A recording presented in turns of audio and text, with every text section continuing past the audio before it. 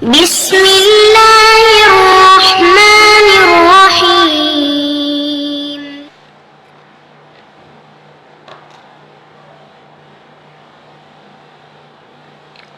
அஸ்ஸலாமு அலைக்கும் வரஹ்மத்துல்லாஹி வபரகாத்துஹு.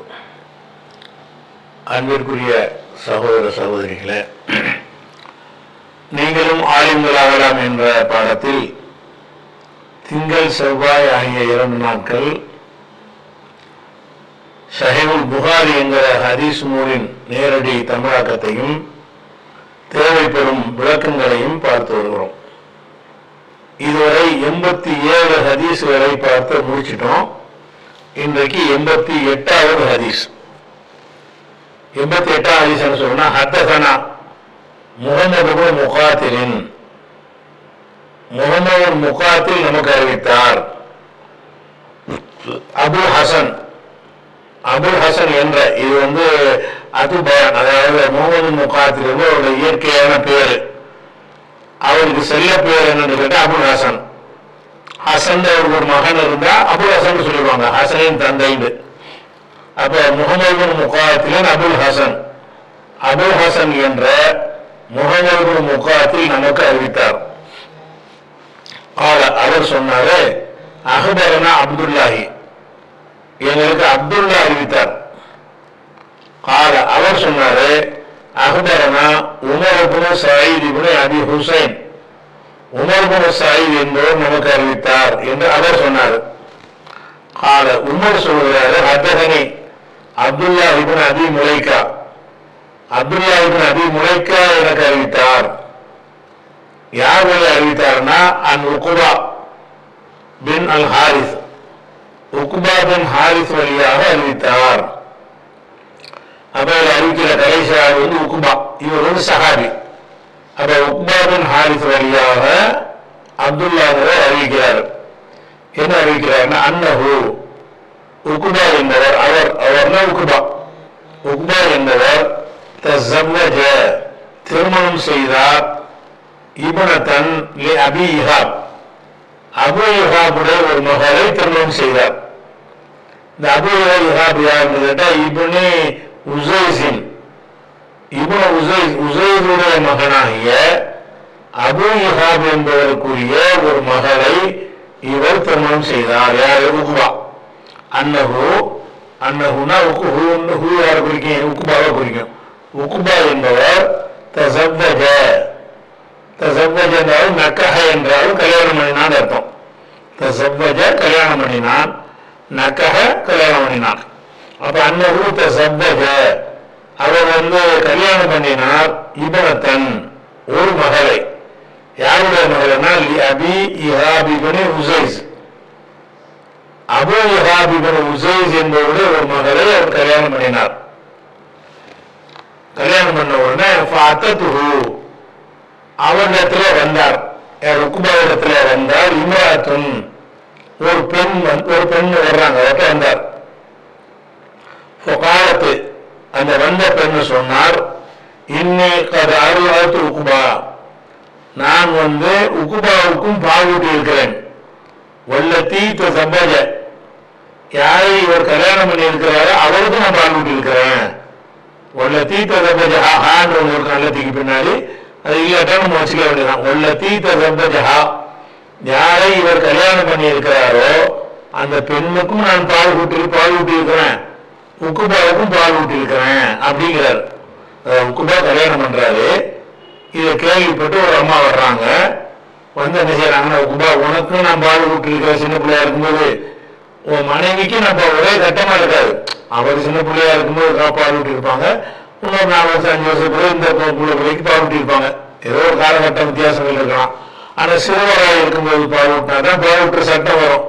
அப்ப அருளாத்து உக்பாவுக்கும் நான் பால் ஊட்டி இருக்கிறேன். வல்லதி தஸவ்வஜஹா, அவர் உக்பா யாரை கல்யாணம் பண்ணி இருக்கிறாரோ அந்த பெண்ணுக்கும் நான் பால் ஊட்டி இருக்கிறேன் அப்படின்னு சொல்லி அவர் சொல்றார்.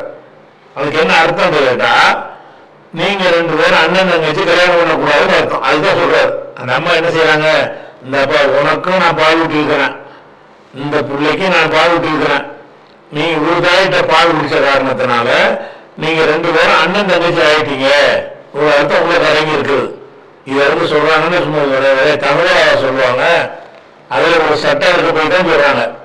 அப்போ அல்லாஹ் உக்குபாவுக்கும் எல்லாத்தையும் தவிர அவர் கல்யாணம் பண்ணிய பெண்ணுக்கும் நான் பால் ஊட்டினு அவர் சொல்றாரா? அப்படின்னா கல்யாணம் ரத்து பண்ணுங்க செல்லாதுங்கிறார். இப்போ காவலகா உக்குபா, அப்போது உக்குபா அந்த பிறகத்தில் சொன்னார், மாலமும் அன்னைக்கு அல்லாத்தினி, நீ எனக்கு பால் ஊட்டினாய் என்பதை நான் இதுவரைக்கும் அறிந்திருக்கவில்லை. எனக்கு பால் ஊட்டினா சில பேர் சொல்லி தந்திருப்பாங்க, எனக்கு அறிந்திருப்பேன் இந்த பெண் உனக்கு பால் ஊட்டினாங்கன்னு பெற்றோர்கள் சொல்லி வளர்ப்பாங்கல்ல. மாலம் நான் அறியவில்லை. அன்னைக்கு அல்லாத்தினி, நீ எனக்கு பால் ஊட்டினாய் என்பதை நான் அறிந்திருக்கவில்லை. ஒரு அகபர்த்தினி, இதை எனக்கு சொல்லவும் இல்லை, நீ முன்னாடி சொல்லவில்லை. கடந்த பல காலம் நான் தெரிஞ்சவங்க இருப்பாங்க, அடிக்கடி பார்த்துட்டு இருக்கிறாங்க இருந்திருப்பாங்க. எத்தனை பேர் நான் உன்னை பார்த்துருக்க இப்ப சொன்னிய அதை பத்தி எனக்கு நீ எனக்கு அந்த பெண்ணும் பால் ஊட்டினா தனியாக இருக்கேன், எனக்கு நீ பால் ஊட்டினா எனக்கு தெரியாத. அவர் என்ன சொல்றாரு, மாலும் அன்னைக்கு அல்லாத்தினி, நீ எனக்கு பால் ஊட்டினாய் என்பது நான் அறியவில்லை. ஒரு அகபர்த்தினி, நீ எனக்கு நீ வந்து அறிவிக்கவும் இல்லை அப்படின்னு சொல்லிடுறாரு. சொன்னாலும் அவர் மனசு கேட்கல. என்ன கேட்கலன்னா, நம்ம வந்து இந்த பொம்பளை உண்மையா இருந்தா அப்ப நம்ம கல்யாணம் பண்ண மனைவி வந்து சகோதரி ஆயிடுவாங்களே, சகோதரியோட எப்படி வாழ்க்கை நடத்துறது அப்படின்னு அவருக்கு ஒரு மனசுல ஒரு குழப்பம் ஏற்படுது. உடனே இலா ரசூலுல்லாஹி ஸல்லல்லாஹு அலைஹி வஸல்லம் மதீனத்தி, மதீனாவில் இருந்த ரசூலுல்லாஹை நோக்கி அவர் பயணப்பட்டார். இவர் எங்க இருந்தார் கேட்டால் மக்காவில் இருக்கிறார். இவர் வந்து மக்கா வெற்றியின் போது இஸ்லாத்தை தழுவிய சஹாபில ஒரு ஆள். உக்குபா என்பவர் வந்து மக்காவை ரசூலுல்லாஹ் ஜெயித்தாங்கல்ல, அந்த வருஷம் தான் இஸ்லாத்துக்கு வர்றாரு. வந்துட்டு ஹிஜ்ரத்லாம் பண்ணவர். அந்த மக்கா வெற்றியின் போது வந்து ஹிஜ்ரத் பண்ணிருக்க மாட்டாங்கல்ல, அப்ப அங்கே அந்த ஊர்ல தான் இருக்கிறார். மக்காவில் தான் இருந்தாரு. மக்காவில் இருந்துதான் இஸ்லாத்தை தழுவுறாரு. மக்கா வெற்றியின் போது இஸ்லாத்தை தழுவின காரணத்தினால அவர் அங்க தங்கி இருந்ததே மக்காவில் தான். அவர் மக்காவில் இருக்கும்போது தான் வந்து நம்ம அந்த அம்மா மக்காவில் இருக்காங்க. அதான் இந்த மனிதன் மக்காவில் இருக்காரு, இவர் கட்டின கொண்டாட்டி மக்காவை சேர்ந்தது தான். பால் ஊற்றுனார் சொல்லக்கூடிய பெண்ணும் மக்காவை சேர்ந்தவங்க தான் இருக்காங்க. அதனால ரக்கிபன்னா வாகனத்தில் ஏறி புறப்படுவது. அவர் புறப்பட்டு சென்றார். இலா ரசூலுல்லாஹி ஸல்லல்லாஹு அலைஹி வஸல்லம் மதீனத்தி, மதீனாவில் இருந்த ரசூல் ஸல்லல்லாஹு அலைஹி வஸல்லம் நோக்கி பிரயாணப்பட்டு போனார். ரசூல் அவர்கள் கேட்டார். என்ன கேட்டார்னா விளக்கமா நம்மளுக்கு விளைஞர் என்ன கேட்டிருப்பாரு, எதை கேட்டிருப்பாரு, இந்த மாதிரி நாங்கள் அண்ணன் தரிசி ஆகுமா, எனக்கு கல்யாணம் செல்லுமா, இந்த பொம்பளை சொல்ற கூட ஏற்றுக்க முடியுமா, எனக்கு இது முன்னாடி சொல்லவே இல்லையே, இதெல்லாம் கேட்டிருப்பாரு. அப்ப மதீனாவுக்கு போய் பசாலஹு, நபி இடத்துல கேட்டார்னா இது குறித்த மார்க்க விளக்கத்தை கேட்டார்னு வச்சுக்கணும்.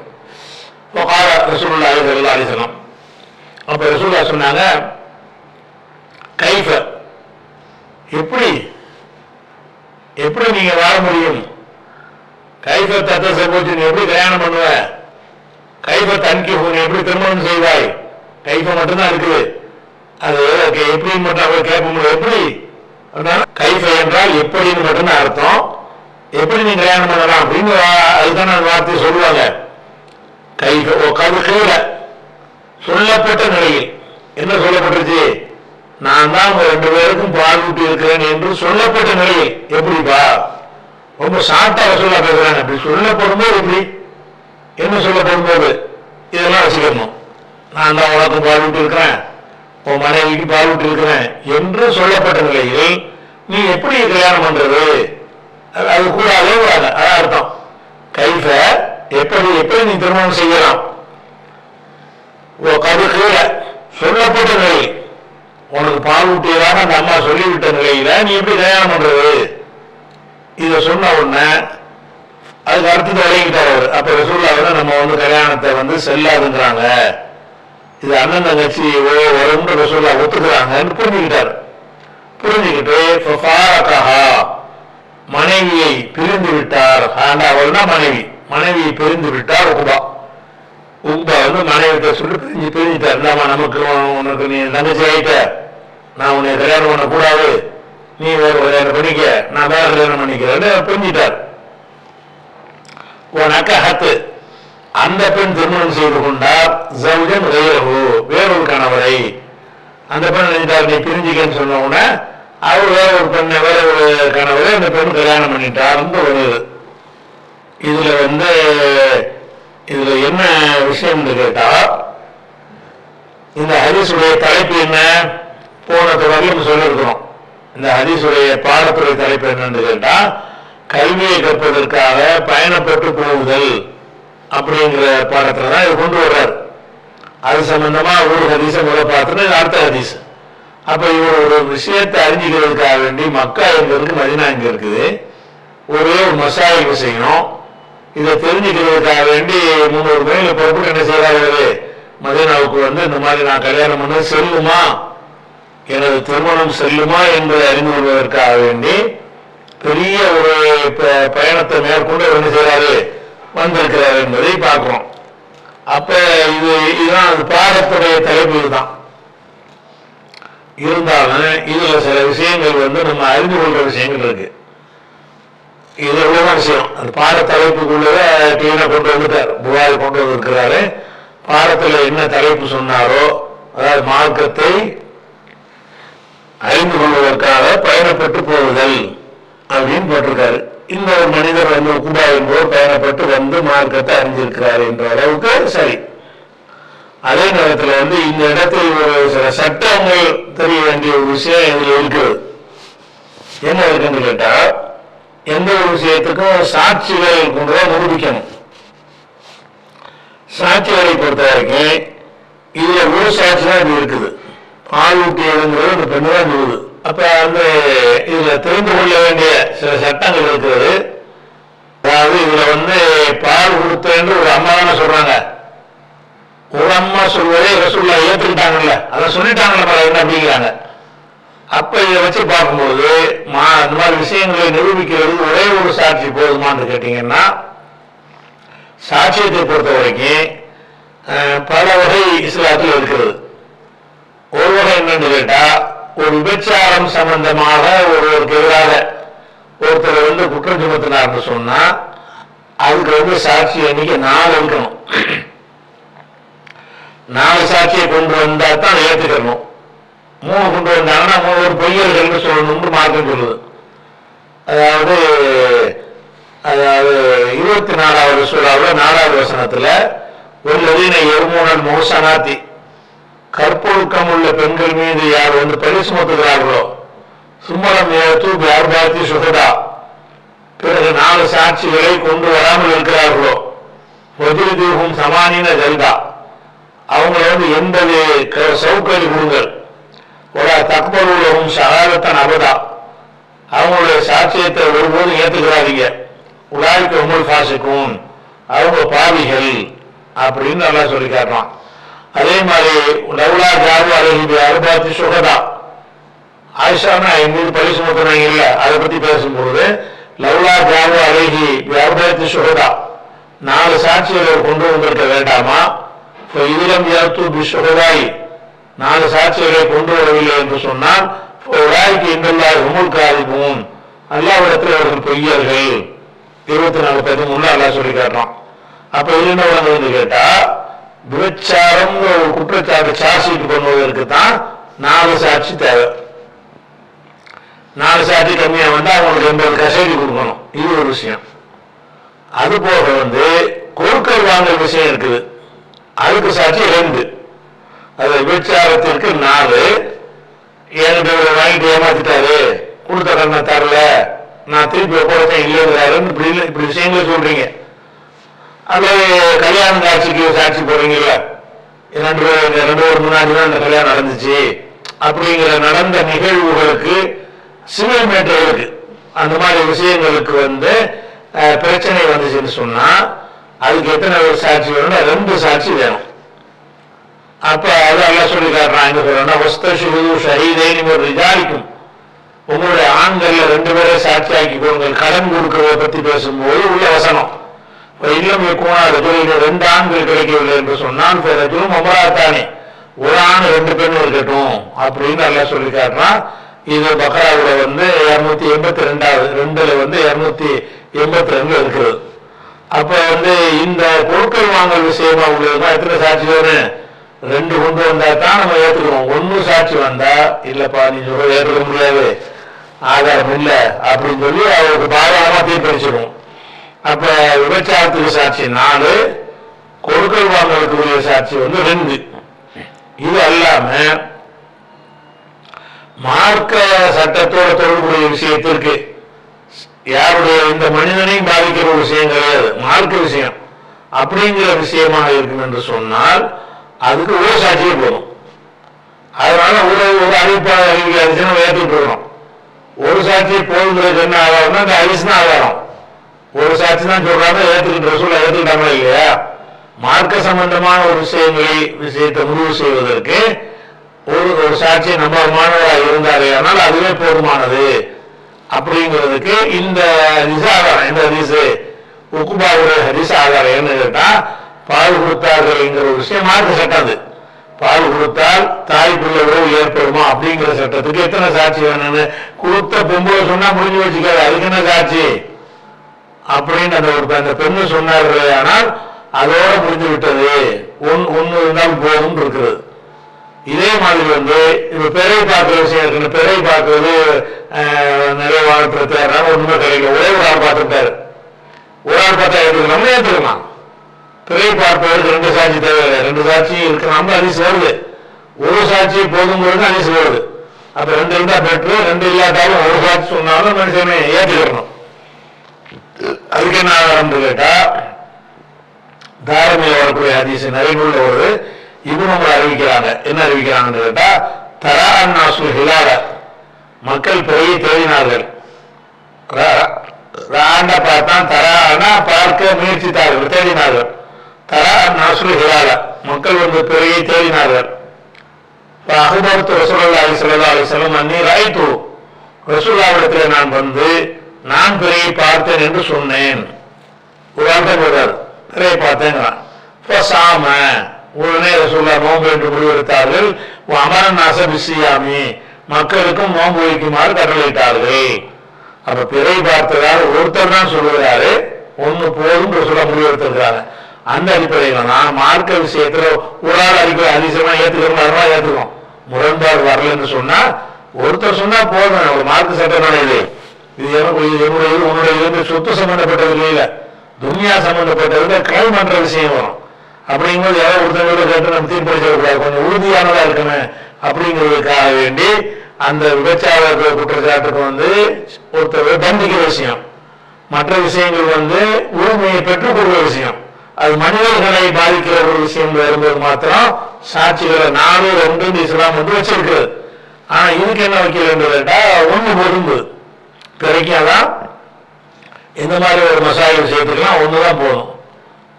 இதை விட இது ஒரு விஷயமாச்சா, இந்த விஷயம் முடிந்து விட்டது. அடுத்து 89வது ஹதீஸ் நம்ம போறதுக்கு முன்னாடி அதுக்கு ஒரு பாடம் போட்டிருக்கிறாரு. பாடம் என்ன? பாபு தனாவுபி ஃபில் இல்மி. தனாவுபுன்னு சொன்னா முறை வைத்து படித்தல்.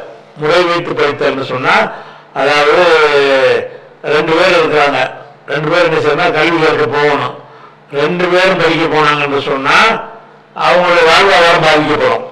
அப்ப 2 பேரும் சேர்ந்து முடிவு பண்ணிக்கிட்டு, ஒரு நாளைக்கு நீ போய் படிச்சுட்டு வா, நான் போய் சம்பாதிக்க போறேன், அடுத்த நாள் நான் போய் படிக்க போறேன், நீ சம்பாதிக்க போ, நம்ம சம்பாதிக்கிறது 2 பேரும் பிரிச்சுக்கிடுவோம்.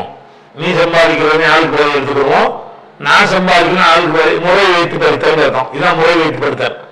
பாபு தனாவுபி ஃபில் இல்மி, கல்வி கற்பதில் முறை வைத்து படித்தல். முறை வைத்தல் அர்த்தம் ஆல்டர்னேட்டிவா 2 பேரா செஞ்சுக்கிறது. அந்த விஷயத்துக்கு பேர் தனாவுபுங்கிறது. அப்ப கல்வி கற்பதற்காக வேண்டி 3 நேரத்தை ஒதுக்காம 2 பேர் என்ன செய்வது, பங்கு போட்டுக்கிறது. அது 10 மாணவர்கள் இருக்காங்களா, இருந்தாப்பா 5 பேர் இன்னைக்கு போய் படிச்சுப்பாங்க, நீங்க 5 பேர் வேலை பாருங்க, அடுத்த நாளைக்கு அந்த 5 பேர் வேலை பார்க்கணும், இந்த 5 பேர் அப்படிங்கிற மாதிரி என்ன செய்வது, முழு நேரத்தை ஒதுக்காம ஷேர் பண்ணிக்கிறது. கல்வியை கற்றுக்கொள்வது என்ன செய்வது, பங்கிட்டுக் கொள்வது. முறை வைத்து படிக்கிறதுனா பங்கிட்டுக் கொண்டு வச்சுக்கலாம். அப்ப அதுக்கு ஒரு பாடம் கொண்டு வந்துட்டு ஹதீஸை கொண்டு வர என்ன சொல்றாருன்னா 89வது ஹதீஸ். 89வது ஹதீஸ் என்ன வருதுன்னு கேட்டா, ஹத்தஸனா அபுல் யமான், நமக்கு அபுல் யமான் என்பவர் அறிவித்தார். அக்பரனா ஷுவைபுன், அவர் சொல்றாரு ஷுவைபு நமக்கு அறிவித்தாருங்கிறாரு. யாருடைய அறிவிக்கிறாருன்னா ஜுஹரி என்பார் வழியாக அவர் அறிவிக்கிறாரு அப்படின்னு இந்த ஹதீஸ் ஆரம்பிக்கிறாரா. இப்படி போட்டுட்டு இந்த ஹதீஸ்களில் ஹேன்னு ஒன்று போட்டுருக்கோம். இப்படி ஏற்கனவே இதை பத்தி சொல்லியும் இருக்கிறோம். இந்த ஹேங்கிறத சில புகாரி போட்டார்னு சொன்னா இன்னொரு அறிவிப்பாளர் வரிசையும் இருக்குது இதே விஷயத்துக்கு அப்படின்னு சொல்லும்போது ஒரு ஹேயை போட்டுட்டு அந்த சொல்லுவார். ஹேங்கிறது தஹ்வீல் என்பதனுடைய சொல்லுடைய ஒரு சுருக்கம் ஹேங்கிறது. தஹ்வீல்னா டைவர்ட், அதாவது இன்னொரு வேற ரூட் டிராபிக்ல போறோம்ல, டைவர்ஷன் பண்ணி இந்த ரூட் அந்த ரூட்டை மாற்றி போகுது. அந்த மாதிரி மதுரைக்கு போறோம், இப்படி ஒரு ரூட் இருக்கு, இந்த ரூட் இருக்குது, இந்த இப்படி ஒரு ரூட் இருக்குன்னு சொல்லுங்க. இதுக்கு பேரு தகவல்வாங்க. தகவல்னு சொன்னா அதாவது டேக் டைவர்ஷன் போட்டிருப்பாங்க, டைவர்ஷன் பண்ணி எடுத்துக்கிறது, இப்படியும் போ இப்படியும் போ அப்படி உள்ளதுக்கு பேர் தான் அந்த தகவல்வாங்க. இங்க என்ன செய்யறாருன்னு கேட்டா புகாரி இந்த பின்வரக்கூடிய ஹதீஸுக்கு ரெண்டு ரூட்ல அவர் கிடைக்கிறது. அந்த ரெண்டு ரூட்டையும் ரெண்டு ஹதீஸ் ஆக்காம ஒரு ஹதீஸ்லயே போட்டு என்ன செய்யறாரு, இணைத்து அதை கொண்டு வந்திருக்காரு. அதுக்கு அந்த ஹே போட்டு பிரிக்கிறார். எப்படி பிரிக்கிறாரு? அபு நோமான் இவருக்கு அறிவிச்சுட்டாரா? சரி. அபு நோமானுக்கு யார் அறிவித்தார்னா ஷுவைப் அறிவித்தார். சரி. ஷுவைபுக்கு யார் அறிவித்தார்னா ஜுஹர் அறிவித்தார். அதோட நிப்பாட்டிக்கிறங்க. மறுபடி கால் அபு அப்துல்லா. அபு அப்துல்லா யாரு? புகாரி சொல்லுறேன், நான் சொல்றேங்கிறது இந்த வார்த்தையை போடுவேன். கால் அபு அப்துல்லானா அபு அப்துல்லா சொல்லுறேன். அபு அப்துல்லாங்கிறது அவருடைய மகனுக்கு அப்துல்லா அவருக்கு அப்துல்லா ஒரு மகன் இருந்ததுனால அவர் தனக்கு வச்சிருக்க சரியா பேரு அபு அப்துல்லா. அவருடைய சொந்த பேரு முகமது இஸ்மாயில். ஆனால் அவர் என்ன பேர்ல வச்சுட்டாரு? அபு அப்துல்லான்னு தான் தன்னை பத்தி அவர் சொல்லுவார். நூல் பூராவே என்ன செய்வாரு? அபு அப்துல்லாங்கிற பேரை தான் சொல்லுவார். கால அபு அப்துல்லா. அபு அப்துல்லா வகைய புகாரி சொல்லுறேன். என்ன சொல்லுறேன் கேட்டா கால இபுன் வஹப். இபுன் வஹப் இப்போ வேற விட்டு முதல்ல அபுல் யமான். இந்த அபுல் யமான் இருக்கார்ல, இவர் தான் புகாரிக்கு சொல்றாரு இந்த முதல்ல உள்ளதுல. இப்போ உள்ள என்ன சொல்றாருன்னா கால இபுன் வஹப். இபுன் வஹப் சொன்னாரு, அவர் உஸ்தாது. அக்பர்னா யூனுஸ், நமக்கு யூனுஸ் அறிவித்தாரு. இப்னு ஷிஹாபின், இப்னு ஷிஹாப் வழியாக அறிவித்தாரு. அப்ப இப்னு ஷிஹாப் வழியாக ரெண்டு ரூட்ல இருக்கிற இப்னு ஷிஹாப்ங்கிறது ஜுஹ்ரி வராதான். இந்த ஜுஹ்ரின்னு வரல, ஜுஹ்ரி என்பவரும் இப்னு ஷிஹாப் என்பவரும் ஒரே ஆளுக்குரிய ரெண்டு பேர் தான். ஜுஹ்ரிங்கிறது அவருடைய கோத்திரத்தை சொல்லுது, இப்னு ஷிஹாப் ஷிஹாபுடைய மகன் வாப்பா பேரை சொல்லுது. அப்ப இப்னு ஷிஹாப் என்பவரும் ஜுஹ்ரி என்பவரும் ஒன்னும் வரைக்கிறாங்க. இப்ப இப்னு ஷிஹாப்கிட்ட இருந்து யூனுஸ் கேட்கிறாரு, யூனுஸ்கிட்ட இருந்து இப்னு வஹப் கேட்கிறாரு. இப்னு வஹப் புகாரிக்கு உஸ்தாது, புகாரிக்கு சொல்றாரு. இது ஒரு அறிவிப்பு. அதே இப்னு ஷிஹாப்கிட்ட இருந்து ஜுஹ்ரி ஷுவைப் கேட்கிறாரு. ஷுவைப்கிட்ட இருந்து அபுல் யமான் கேட்கிறாரு. அபுல் யமான் என்பவர் புகாரிக்கு சொல்றாரு. அப்ப புகாரிக்கு ஜுஹ்ரி என்பவர் வழியாக ஜுஹ்ரிக்கு ரெண்டு மாணவர்கள். ஜுஹ்ரியுடைய ஒரு மாணவர் யூனுஸ், ஜுஹ்ரியுடைய இன்னொரு மாணவர், அவர் நிறைய மாணவர் இருப்பாங்க இந்த ஹதீஸ் பிரகாரம். அப்ப ஜுஹ்ரி என்பவருக்கு யூனுஸ் என்று ஒரு மாணவர், ஷுவைப் என்று ஒரு மாணவர். அப்ப இந்த ரெண்டு மாணவர்களும் இந்த செய்தி அறிவிக்கிறாங்க. அந்த மாணவர்கள் இருக்காங்கல்ல ஷுவைப் யாருக்கு அறிவிக்கிறார்னு கேட்டா அபுல் யமானுக்கு அறிவிக்கிறார். இந்த யூனுஸ் யாருக்கு அறிவிக்கிறார்னா இப்னு வஹபுக்கு அறிவிக்கிறார். யூனுஸ் இப்னு வஹபுக்கு அறிவிக்கிறார், அவர் அபுல் யமானுக்கு அறிவிக்கிறார். இந்த ரெண்டு பேருமே புகாரிக்கு உஸ்தாது. அபுல் யமான் என்பவர் புகாரிக்கு சொல்றாரு, இப்னு வஹப் என்பவர் புகாரிக்கு சொல்றாரு. அப்ப இந்த ஹதீஸுக்கு ரெண்டு ரூட் எனக்கு கிடைத்திருக்கிறது. இது வரைக்கும் அதுக்கு பின்வரில ஒரே மாதிரியா போயிட்டு இருக்கும். ஜுஹ்ரிட்ட இருந்து கிடைச்சது ஜுஹ்ரி ஷுவைப் அபுல் யமான், ஜுஹ்ரி யூனுஸ் இப்னு வஹப், இப்படி ரெண்டு ரூட்ல கிடைச்சிருக்குங்கிறார். திருப்பி ஒரு பாருங்க. ஹதஸனா அபுல் யமான். அபுல் யமான் எனக்கு சொன்னார், நமக்கு சொன்னார். காலம் வச்சுக்கணும். அவர் சொல்கிறாரு அக்பர்னா ஷுவைபுன், ஷுவைப் நமக்கு சொன்னார். யார் வழியாக சொன்னாரு? ஜுஹ்ரி, ஜுஹ்ரி வழியாக சொன்னாரு. சொல்லிட்டு தஹ்வீரும் ஹைனா தஹ்வீரும் இன்னொரு வழி இருக்கிறதுன்னு அர்த்தம் வச்சுக்கணும். தஹ்வீல் அர்த்தம் இது இன்னொரு அர்த்தம் இருக்கிறது. அதாவது குணாக்க தரைக்கும் ஆக வேற ஒரு தொடரும் இந்த இடத்துல இருக்கிறது அப்படிங்கிறத மனசுல வச்சுக்கணும். இந்த ரேக்கு அர்த்தம். அபு அப்துல்லா அதுதான் புகாரி நான் சொல்றேன் போடுறாரு. அபு அப்துல்லானா புகாரி சொல்லுகிறேன். இப்னு வஹப் சொன்னாரு. அவர் தான் புகாரி புஸ்தகத்தை போறாரு. இப்னு வஹப் சொன்னாரு. அக்பரனா யூனுஸ் நமக்கு அறிவித்தார். யார் வழி அறிவித்தாரு? இப்னு ஷிஹாபின் இப்னு ஷிஹாப் வழியாக, அதாவது ஜுஹரி. இப்னு ஷிஹாப் வழியாகனா இவர் தான் ஜுஹரி என்பவர். அப்ப ஜுஹர் வழியாக யூனுஸ் இப்னு வஹப், ஜுஹர் வழியாக ஷுஐப் அபுல் யமான், ரெண்டு வழியில் கிடைத்திருக்கிறது. இப்னு ஷிஹாப் அப்புறம் இருக்கிறாங்கல்ல, அது ரெண்டு ரூட்டு ஒரே மாதிரி தான் வரும். உபைதுல்லா வழியாக அறிவிக்கிறாரு. அப்ப உபைதுல்லா வழியாக என்பது ரெண்டு சனதுக்கு அதே பேரை வச்சுக்கணும். அந்த உபைதுல்லா இப்னு அப்துல்லா இப்னு அபி சவுர் என்பவர் வழியாக அவர் ஜுஹரி அறிவிக்கிறார். அவர் அறிவிக்கிறார்னா அப்துல்லா இப்னு அப்பாஸ் வழியாக அவர் அறிவிக்கிறார். அவர் இப்னு அப்பாஸ் யார் வழியாக அறிவிக்கிறார்னா உமர் வழியாக அறிவிக்கிறாரு. இந்த பின்னாடி வரக்கூடிய சம்பவத்தை அறிவிப்பாளர் உமர் வந்து இப்ப பதில் சொல்றாரு. இப்னு அப்பாஸ் உபைதுல்லா சொல்றாரு, உபைதுல்லா ஜுஹரிக்கு சொல்றாரு. ஜுஹரிட்ட இருந்து ரெண்டா பிரிஞ்சு ரெண்டு ரூட்ல இந்த ஹதீஸ் வந்து புகாரிக்கு கிடைத்திருக்கிறதுனாச்சா. இப்ப அந்த உமர் சொல்ற ஹதீஸ் உமர் சொல்றார், நானும் ஒரு ஜாரும் லீ, எனக்கு பக்கத்து வீட்டுக்காரரும். ஜாருன்னு அடுத்த வீட்டுக்காரர். ஜாருங்கிறது அண்டை வீட்டார்னு அர்த்தம். அப்ப நமக்கு அடுத்த வீட்டார் முன்ன எப்படி இருப்பாங்கல்ல, மேல் வீடு கீழ் வீட்டுல கூட இருப்பாங்க. அந்த காலத்துல ரைட் சைட்ல இருப்பாங்க. நானும் ஒரு ஜாரும் லீ, எனது உறவினர் எனது அண்டை வீட்டாரும் இருந்தோம். அன்சாரி, அந்த அண்டை வீட்டுக்காரர் அன்சாரிக்காரர். ஏன்னா இவர் வந்து உமர் வந்து அன்சாரி கிடையாது, அவர் மக்கா வந்து ஹிஜ்ரத் பண்ணி வந்தவர் தானே. அதனால அன்சாரின்னு சொல்லிக்கிறாரு. இவர் அன்சாரியா இருந்தா அந்த வார்த்தையை போட மாட்டாரு. இவர் அன்சாரியா இல்லாததுனால என்ன செய்யறாரு, நானும் ஒரு அன்சாரி தோழரும் நாங்கள் இருந்தோம். பனி உமையா பின் ஜெயித், பனு உமையா பின் ஜெயித் என்ற கோத்திரத்தில் இருந்தோம். அந்த கவிழா அவங்களுடைய ஏரியாவில் அவங்க தெருவில் நாங்கள் இருந்தோம்.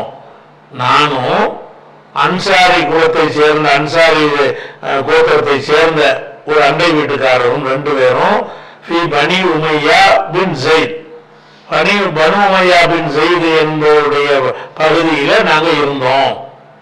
மின் அவாரி மதீனத்தி, மதீனாவுடைய மேட்டுப்பாங்கான பகுதி. மதீனா வந்து பள்ளமா இருக்கிற பகுதி. மதீனாவை தாண்டிட்டீங்கன்னா மலைமலையா இருக்குல்ல, உயரமான பகுதி. உயரமான பகுதியை ஊர்கள் கொடைக்கானல் ஊட்டினா இருக்குல்ல, அந்த மாதிரி மதீனாவுக்கு சுத்தி கொஞ்சம் உயரமான பகுதிகள் கொஞ்சம் இருந்தது. அது அவாரி மதீனத்தி, மதீனாவுடைய மேட்டுப்பாங்கான பகுதியில பனு உமையா என்பவருடைய பகுதியில நானும் எனது அண்டை வீட்டாரான அன்சாரி தோழரும் இருந்தோம். நத்தனாவபு, நாங்கள் முறை வைத்துக் கொள்வோம். நத்தனாவபுனா முறை வைக்கிற ஆள் போகணுங்கிற அடிப்படையில். நத்தனாவபு நுசூல, மேலிருந்து இறங்கி வருதல். நுசூல்னா இறங்குதல். இறங்கி வருவதற்கு நாங்கள் முறை வைத்துக் கொண்டோம். அதாவது ரசூலுல்லாஹி ஸல்லல்லாஹு அலைஹி வஸல்லம் ரசூலுல்லாஹிடத்துல இறங்கி மேற்பகுதியில சந்தேகமாக இருக்கு. அங்கிருந்து மதீனாவுக்கு வருவதா இருந்தா வந்து என்ன செய்வாங்கன்னா முறை வச்சுக்கிறோம். இன்னைக்கு நீ போ, நாளைக்கு நான் போறேன் அப்படி. அப்ப நத்தனாவும் நுசூல இந்த விஷயத்துல இருந்து உள்ளதை நம்ம நாளைக்கு பார்ப்போம். இந்த இவருடைய தொடர்ச்சி என்ன செய்வோம், ஹதீஸ் பெருசா இருக்கிறதுனால இந்த தொடர்ச்சியை வந்து நாளைக்கு பார்ப்போம். அஸ்ஸலாமு அலைக்கும்.